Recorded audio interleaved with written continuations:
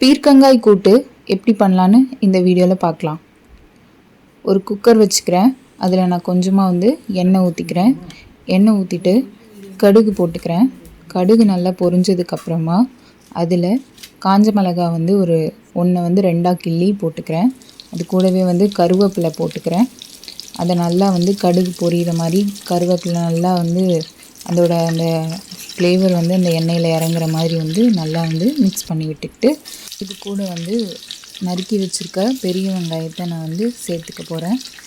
இதை சேர்த்துக்கிட்டு இதை நல்லா நம்ம இப்போது இந்த எண்ணெயில் மிக்ஸ் பண்ண போகிறோம். நல்லா ஒரு கண்ணாடி பதத்துக்கு வர்ற அளவுக்கு நம்ம இதை நல்லா இப்போ வதக்கி எடுக்க போகிறோம்.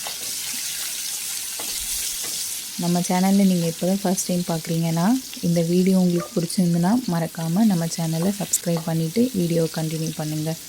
நல்லா இப்போ வெங்காயம் நல்லா வதங்கிக்கிட்டுருக்கு. இது கூடவே நம்ம இப்போது ஒரு அரை தக்காளி கிட்ட நாம் கட் பண்ணி வச்சுருக்கோம். அந்த கட் பண்ண தக்காளியை இது கூட நம்ம சேர்த்துக்க போகிறோம். தக்காளி எதுக்குன்னா அப்போ தான் ஒரு புளிப்பு டேஸ்ட் வரும். அப்போ தான் நம்ம பீர்க்கங்காய் கூட்டு ரொம்பவே டேஸ்டியாக இருக்கும்.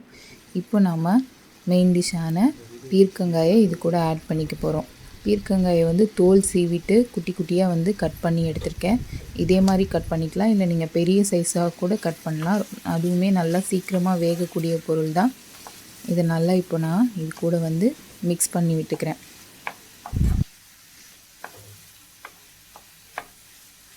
பீர்க்கங்காய் நல்லா இந்த மாதிரி வதங்கிக்கிட்டு இருக்க சமயத்துலேயே இது கூட கொஞ்சோண்டு ஒரு 1/4 டீஸ்பூன் மஞ்சத்தூள் சேர்த்துக்கோங்க. ஒரு அரை டீஸ்பூன் மிளகாய் தூள் சேர்த்துக்கோங்க. வீட்டு மிளகாய் தூள் தான் நான் சேர்த்துருக்கேன். இதிலே மல்லித்தூள் எல்லாமே நம்ம மிக்ஸ் பண்ணி தான் ஆல்ரெடி சேர்த்து வச்சுருப்போம். ஸோ இதுக்கப்புறம் நம்ம எதுவும் சேர்த்துக்க தேவையில்லை. இந்த மாதிரி நல்லா எல்லா இடமும் மிளகாய் தூளும் மஞ்சள் தூளும் மிக்ஸ் ஆகி தெரிகிற மாதிரி நல்லா கிண்டி விட்டுக்கோங்க.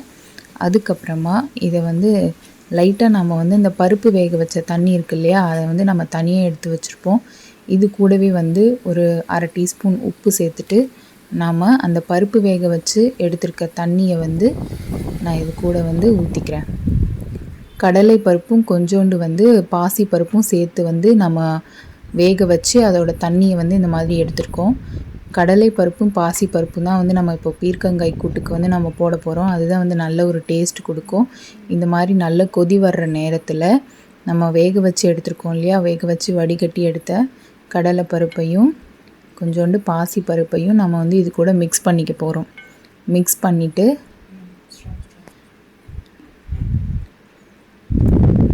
இந்த மாதிரி நல்லா கிண்டி விட்டுக்கோங்க. பருப்பு இதுக்கு நல்ல ஒரு டேஸ்ட்டு கொடுக்கும்.